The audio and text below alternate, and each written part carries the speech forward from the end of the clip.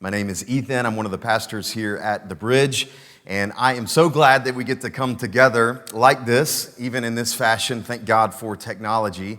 Even though we can't come together physically in one space, we can actually come together online in this fashion. So I'm so glad that we get to do this. We are in this together. And I just want you to know that I am with you. I am for you. We are in this thing together. I am in this for the long haul. We're going to make it. We're going to figure it out. We're going to get through this season together. And we're in this series right now called How to Get Through. How to get through. Whoever you are, or regardless of what your situation is or your circumstances, I think we're all asking the question, how do we get through? How are we going to get through this thing? How are we going to get through this situation that we find ourselves in? And I just want to begin by saying the struggle is real. The struggle is real. I think now that we are several weeks into this thing, we're beginning to face some realities about this situation that perhaps maybe are challenging or hard or aren't pretty. Some of you are facing certain realities about yourself that you've never had to face before. Some of you are walking through things you've never experienced before, feelings you've never experienced before, thoughts you've never experienced before, realities you've never experienced before. And I just want to say the struggle is real and we're all in this together. Maybe you're like the one anomaly that this is a mountaintop experience for you, but I want to say for most of us, the struggle is real. I've got one friend that just is literally at a rehab center right now, just checked himself in recently. I've got another friend that has family members who are in the hospital and he can't actually go and visit them. I've got friends that are working through job situations and job losses. We're trying to figure out how to work from home or how to figure out what to do without having a job. Friends that around the country that actually have the virus and are going, it's just, the struggle is real. And so I just want to create a little bit of space today as we dive into this to just say, it's okay that you're facing what you're facing right now. It's okay that you're going through what you're going through, and we're going to get through this together. Just a couple weeks ago, to be honest and to be transparent, I'm typically a kind of person that whenever the going gets tough, whenever the pressure rises, I typically do better. My dad would always say whenever I was a kid in sports, growing up playing sports, that when the game was on the line, I actually played my best. And so I kind of typically do really well under hard, intense circumstances. But a couple weeks ago, I think I hit a breaking point personally.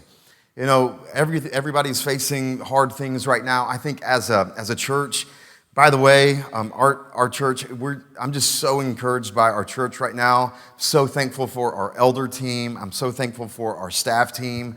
I'm so thankful for the way that we have pushed forward through this and moved the ministry and the mission of the kingdom forward in this season. So encouraged by our team. But what we had to do within the period of really a couple weeks is try to figure out, it's like flying a plane and then rebuilding it in midair. I mean, everything that we're doing has changed in some way, shape, or form. I mean, everything that we're doing is now online and virtual, and it's been challenging.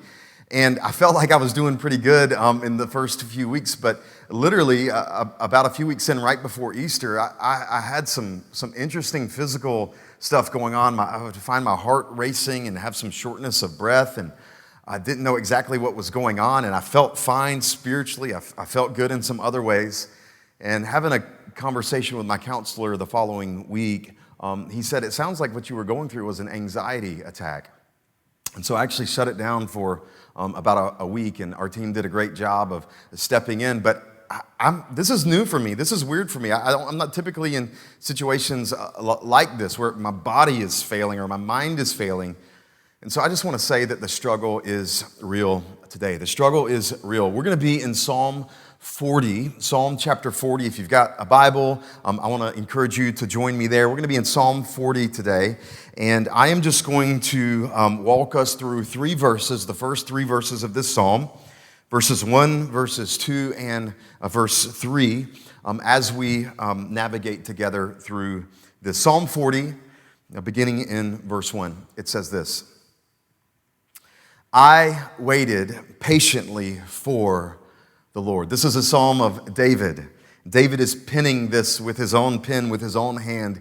He's articulating his own personal struggle, his own situation, his own story a few thousand years ago that is so applicable for today. He begins with these first 6 words that I think will completely change your life if you get it. He says, I waited patiently for the Lord. And then he, speaking of God, he inclined to me and heard my cry. David is crying because of his situation. He's crying out to the Lord because of his struggle. This is lament. This is pleading before the Lord. This is, like I said last week, this is screaming before the Lord. He's giving his situation to God. God, he inclined to me and he heard my cry. Verse 2, he drew me up from the pit of destruction. He drew me up from the pit, which, by the way, everyone faces the pit. Everyone faces the pit. Everyone faces the pit. There are no exceptions. Everyone faces the pit. He drew me up out of the pit of destruction, out of the miry bog, and set my feet on a rock, making my steps secure. Verse 3.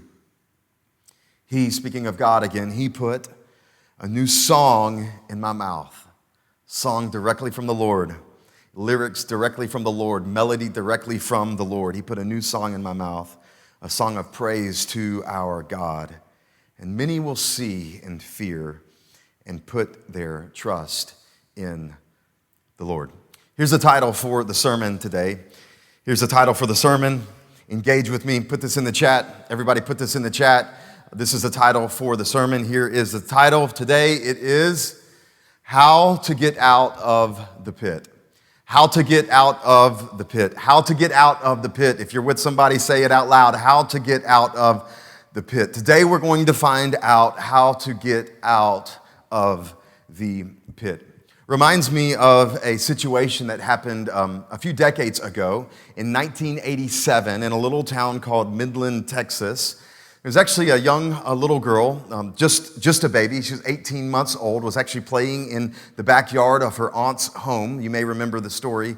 And as she's playing in the backyard of her home, she stumbles across the well that is located in the backyard. Well, this well, the top of this well wasn't fastened.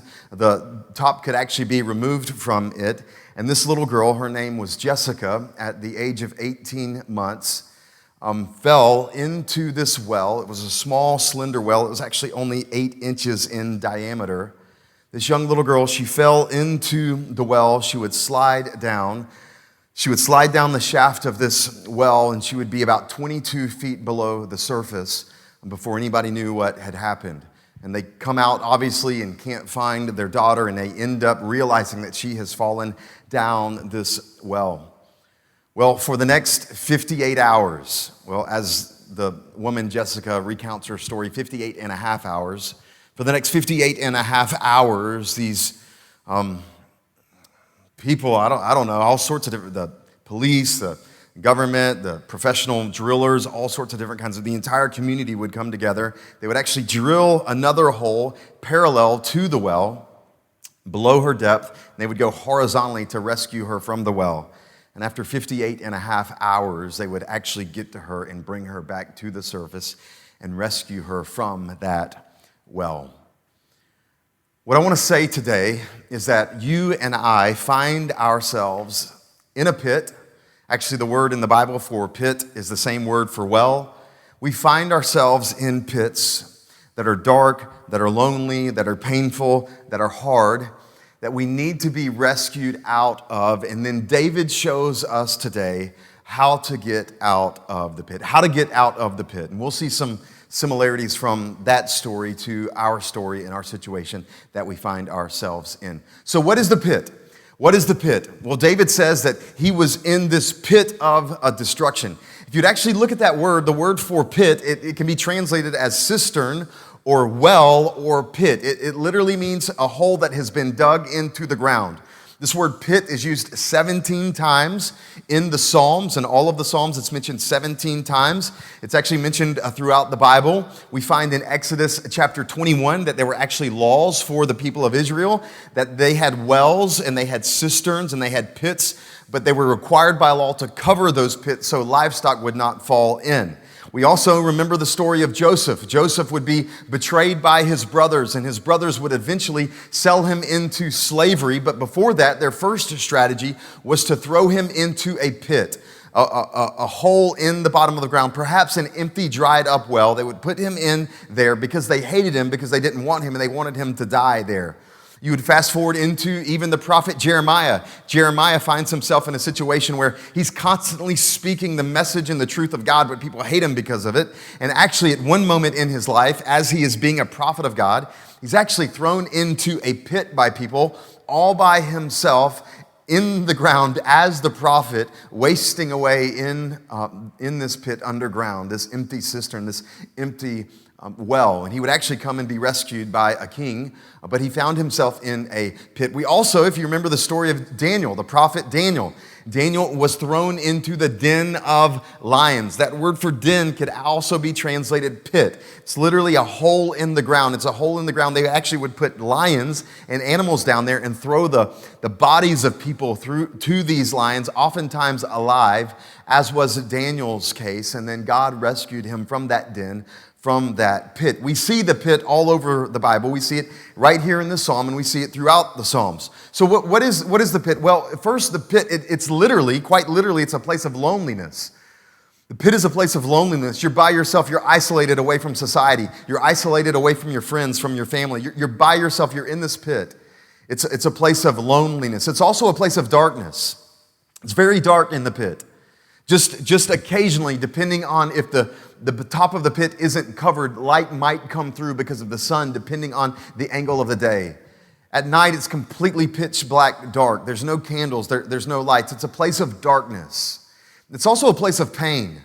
The pit is a place of pain where often you'd get beaten before you'd be thrown into the pit.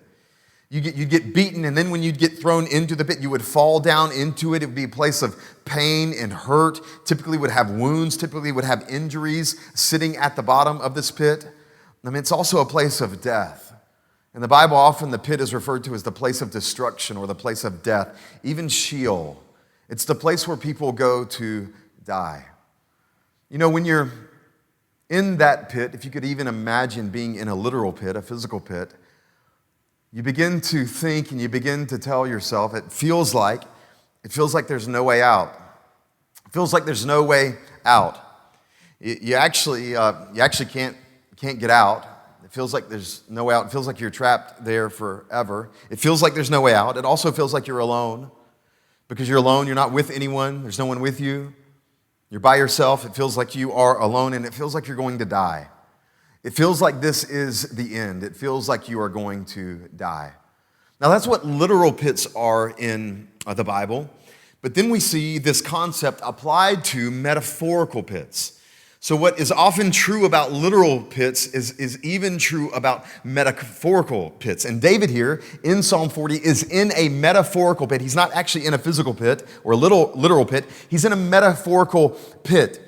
He's in a pit in his life. He actually doesn't tell us what the circumstances are. He actually doesn't tell us what the challenges are. He doesn't tell us here in the Psalm what his own unique pit was, but he talks about what it means to be in the pit and how he got out of the pit. All of us are going to face the pit. All of us are going to face the pit. Many of us are actually in a pit right now. Maybe you're facing a pit that's physical in nature, health-related in nature. Maybe it's spiritual in nature. Maybe it's financial in nature. Maybe it's relational in nature. Maybe it's marital in nature. Maybe it's parental in nature. Maybe it's related to substances. Maybe it's related to patterns. Maybe it's related to something that's going on in your life. But you feel like there is no way out. You feel like you're all alone, and you feel like you're going to die. You feel like this is going to be the end. So how do you get out of the pit? When we find ourselves in these kinds of situations, how do you get out? How do you get out? And I believe David tells us. Look with me back at verse 1 of Psalm 40. I believe this is how you get out of the pit. Psalm 40, verse 1. He says these short 6 words. I waited,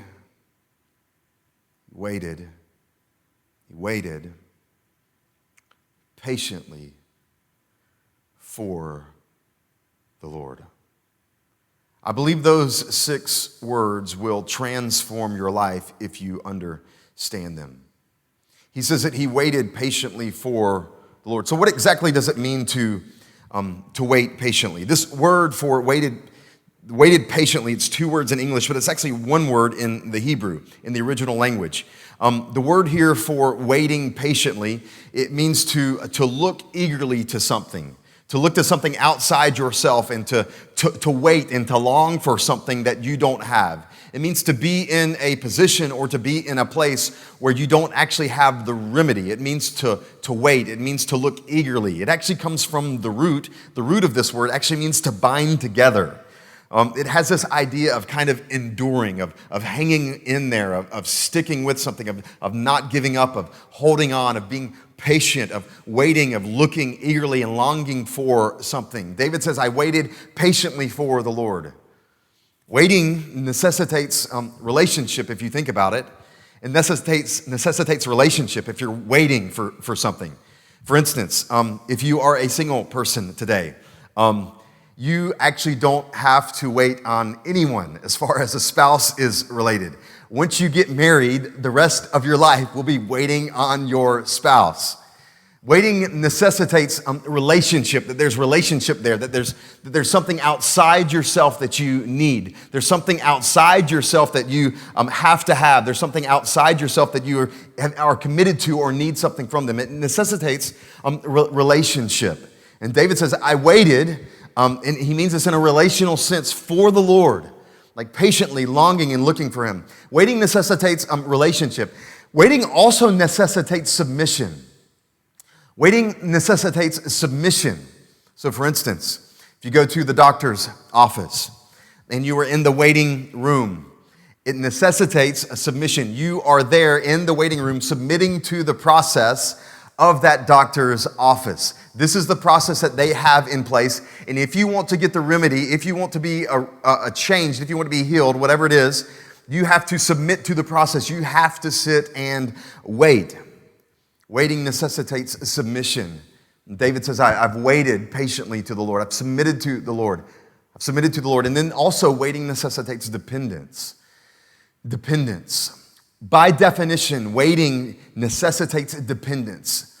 That you don't have what it takes to get you out of your own personal circumstance. Like we said last week, the DIY approach does not work. You cannot do it yourself. Waiting, by definition, means that you are in a place of dependence for something outside yourself. Something outside yourself.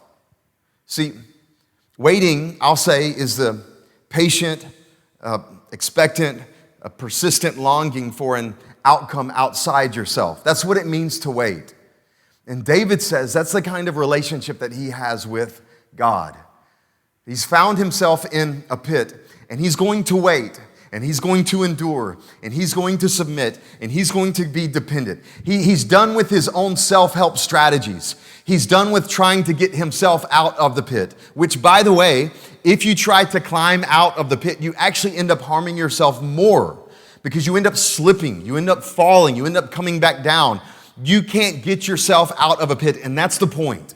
You can't get yourself out of a pit. Money can't get yourself out of a pit. Moralism and trying to be a better person can't get yourself out of the pit. Medication can't get yourself out of the pit. Though there's nothing wrong with those things. There's nothing wrong with money. There's nothing wrong with moralism. There's nothing wrong with medication. But those things aren't designed to rescue you. They have not been designed by God to rescue you and to get you out of the pit. They're not bad things. They're just not designed to be your rescuer. And David says that I have waited on the Lord. Waiting on the Lord. I want to tell you today that you'll never get out of the pit without waiting. You'll never get out of the pit. You'll never get out of the pit until you turn to God. You'll never get out of the pit until you turn to him in relationship. You'll never get out of the pit until you turn to him in submission. You'll never get out of the pit until you turn to him in dependence on him. Can I just ask you a question today? Whoever you are, wherever you are from, however you're tuning into this, whatever your story is your life characterized by waiting on God, in relationship with him, in submission to him, in dependence to him? Do you know that's how God designed it to be? God designs you to be in a relationship with him, where you'd be submitted to him, where you would be in dependence to him. And then here's what happens. When we actually do that, when we fulfill that, when we step into that, when that becomes the posture of our heart, miracles happen. When that becomes the posture of our heart, things change. When that becomes the posture of our heart, it changes the way that God operates with us. Scriptures are full with when we draw near to God, he draws near to us. When we turn to God, he turns towards us.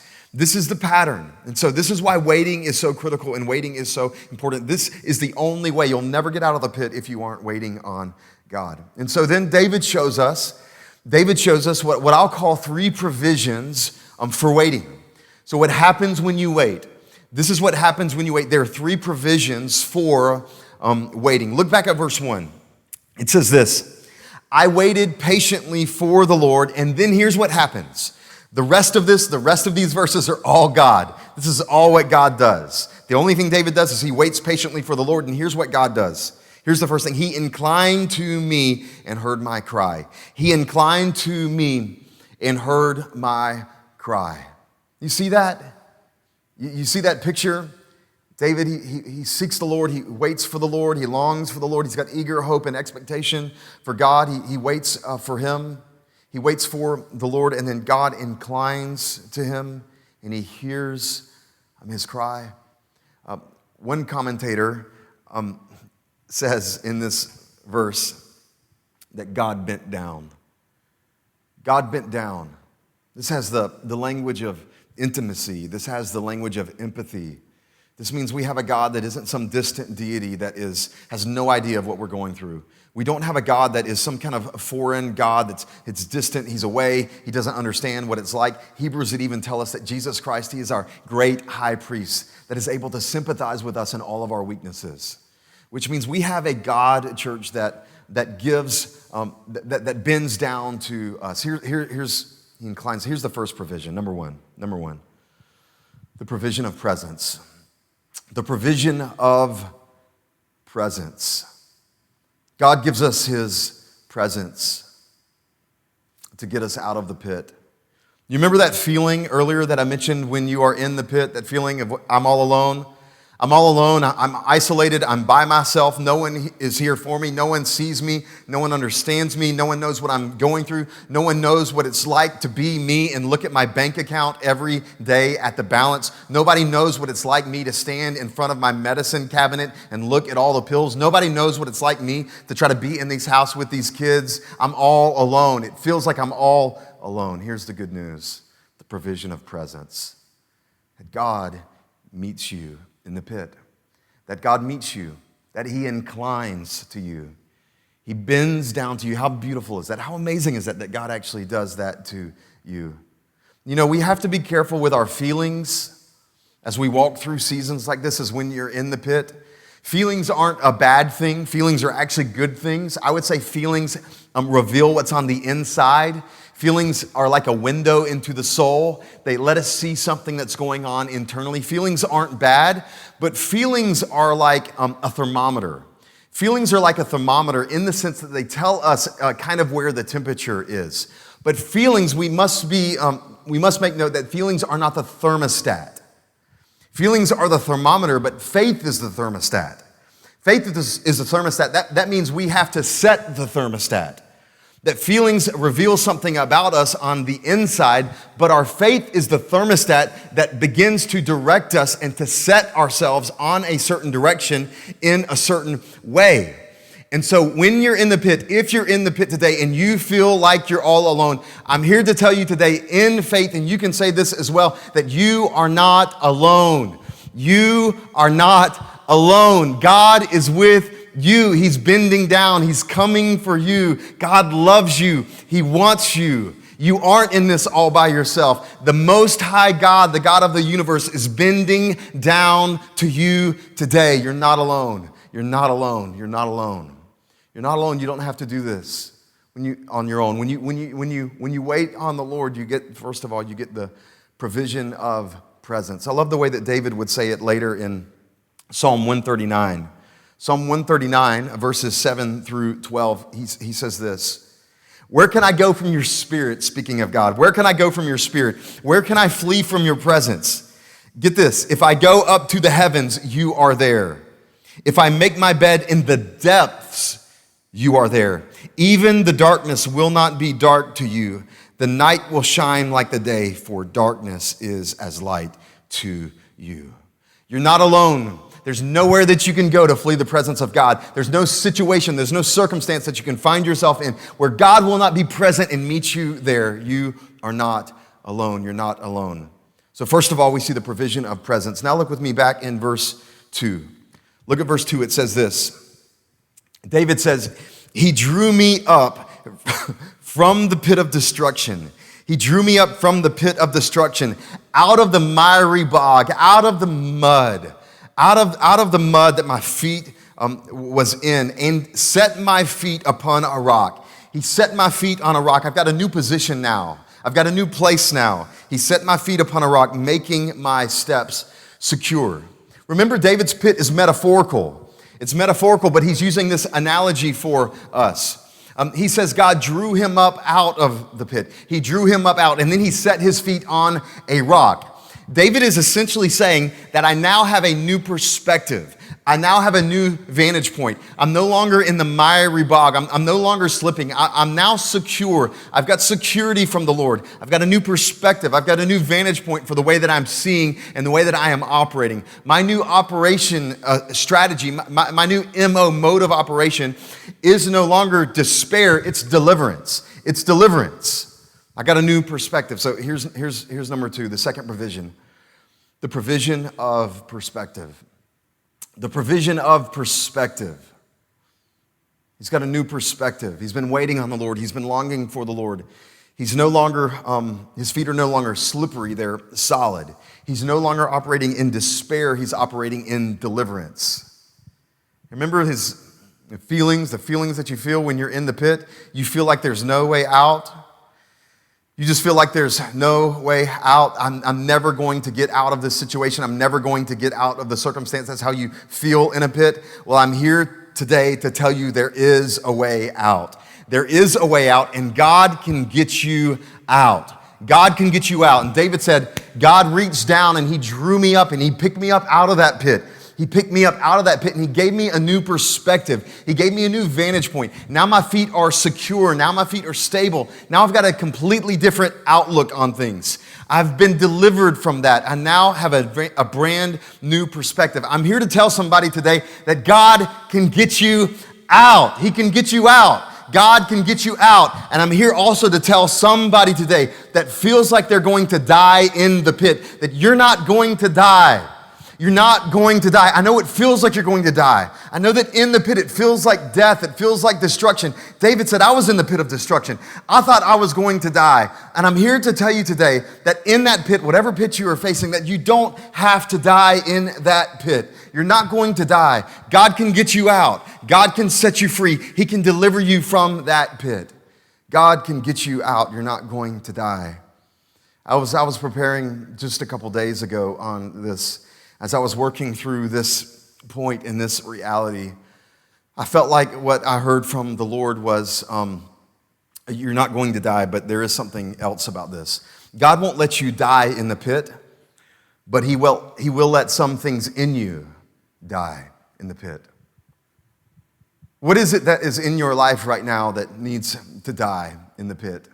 What do you need to leave in the pit? What needs to die in you? Is there perhaps unforgiveness or a lack of forgiveness that you have between someone else that needs to die? Is there perhaps a bitterness that's been growing between you and your spouse, or you and a roommate, or you and a child? Is there something that needs to die in the pit? Is there something that needs to stay in the pit? Do you have negative beliefs about yourself that need to die in the pit? Do you have negative ideas about others or negative beliefs about others that need to die in the pit? Those things don't need to come out with you. They need to stay in the pit. They need to die in the pit. I get so I get so like frustrated and motivated anytime I hear someone speaking negatively about their situation and about their circumstance, not to like minimize their pain or their situation, but to help them to believe that they can have life and they can speak life into their situation. That you don't have to die. You don't have to stay there. You can get out. You can get out of the situation and God can get you out. It's the provision of perspective. God can get you out. The provision of perspective. And then here's number 3. Actually, look in verse 3. Verse 3 says, He put a new song in my mouth. Got a new melody. Got new lyrics. I got a new track in my mouth. God, He put a new song in my mouth, a song of praise back to Him, to our God. And many will see and fear and put their trust in the Lord. How many of you, just out of curiosity, you like new worship songs? How about in the chat, put whatever your favorite worship song is right now, whatever your favorite worship song is, whatever the one that you've had on repeat for the last few days or whatever. Mine currently right now is this song. It's titled Psalm 23, I Am Not Alone. It came on the other day as I was doing sermon prep, and I just hit repeat. And this is odd for me, but I never hit unrepeat or to stop that for about the next 3 hours. I only listen to one song for the next 3 hours. You know, we like new worship songs, and every time that we hear a new worship song, we feel like this is going to be like our new favorite song for life. This is like our new life song. I remember like 5 years ago, when we were planting the church and we were starting this, I had songs that were like so important to me and so like definitive to me. And I'm like, this is going to be my anthem for the rest of my life. And this is the most amazing song. And I haven't sung that song for like 5 years, you know. There's something about new songs that are designed and that are meant for new moments and new seasons. And in this season, God's going to birth in you a new song of praise. God's going to put new lines on your lips that you're going to sing and that you're going to declare to God. Here's the third provision, number 3. The provision of praise. The provision of praise.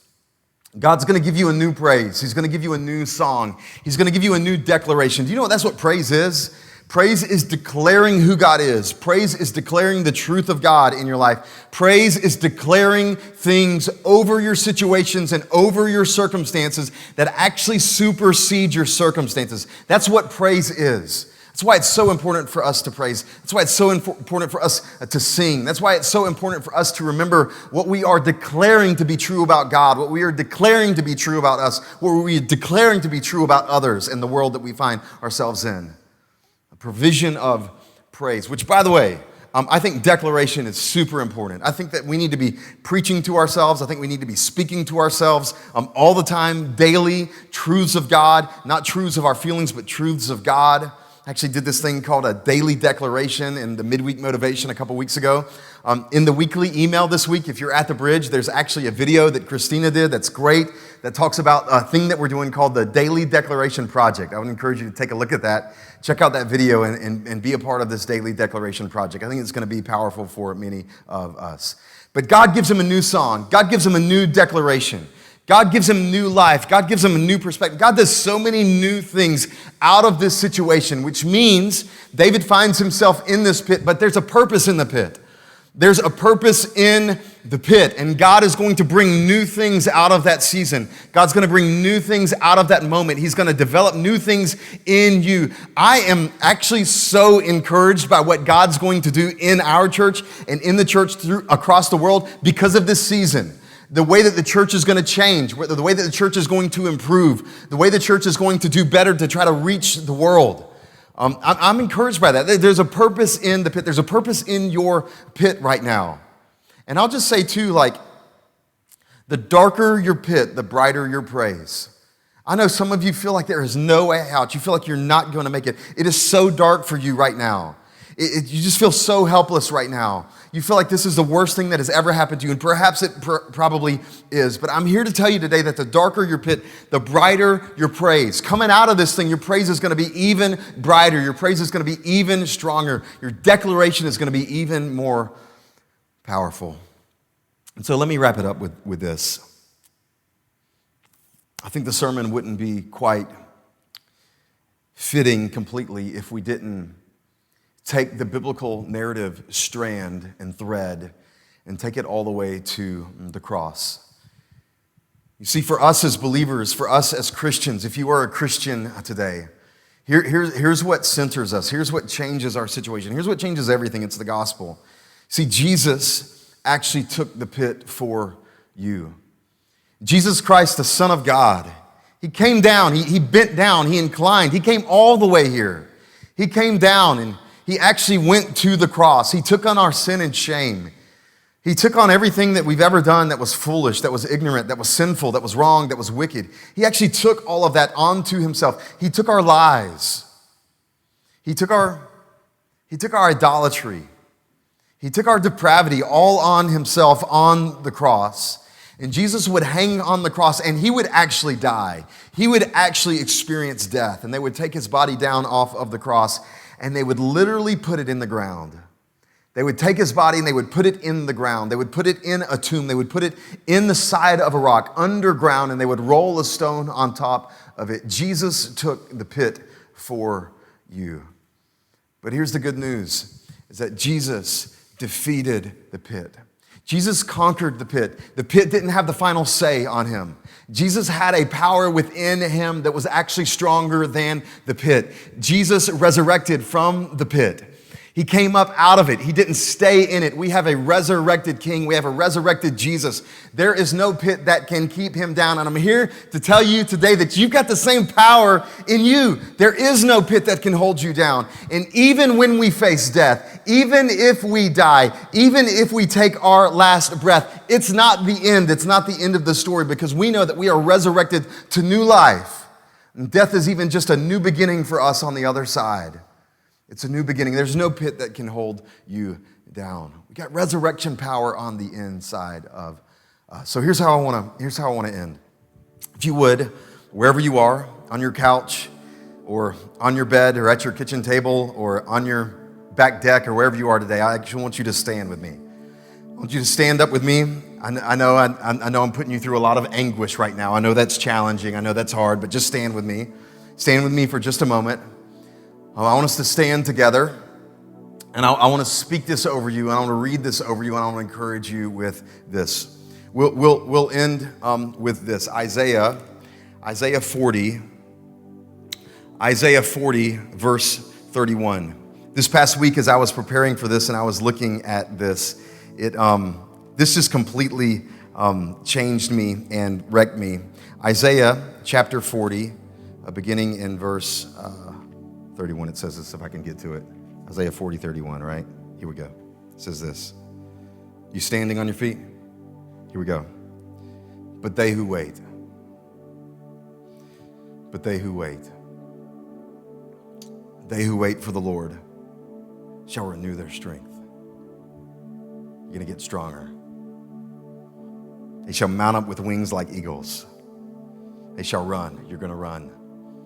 You're going to run and not be weary. They shall walk and not faint. Church, I'm here to tell you today, you find yourself in a pit, you feel like you are in a pit, let me encourage you with this. It's time to run. It's time to run. It's time to run. Those who wait on the Lord, they shall renew their strength.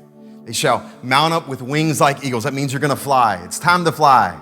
I'm here to tell somebody, you're coming out of the pit. You're going to get out of the pit. It's time to fly. You're going to fly. It's time to run. You're going to run. You don't have to stay in the pit any longer. Wait on the Lord.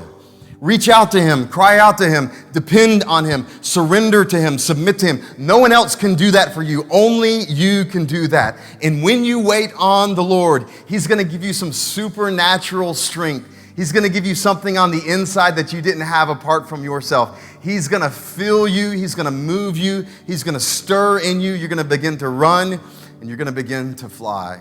It's time to fly, and it's time to run. Amen? Why don't you pray with me?